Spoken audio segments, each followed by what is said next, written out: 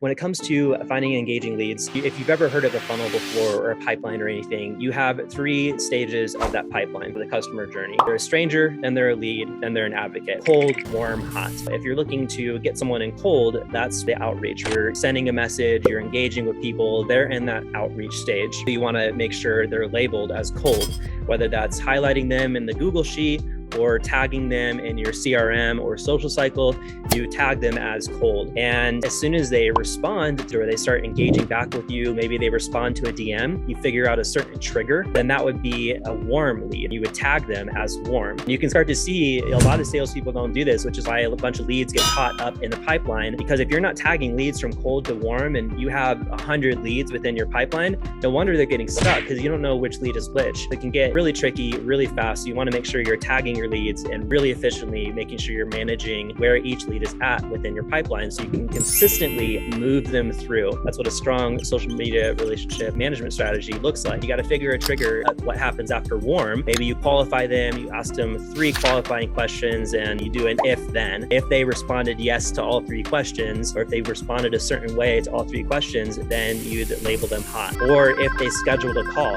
then you would label them as hot. So again, figure out what that trigger looks like for you. This is just a really simple one. As soon as you add the leads to a list, you have your dream 100 people that you want to reach out to, maybe 25 or whatever per persona, then they would be all cold. And then once they respond, that's usually the trigger that I go with. They respond to a message, then that's warm. So you maybe highlight them orange or yellow.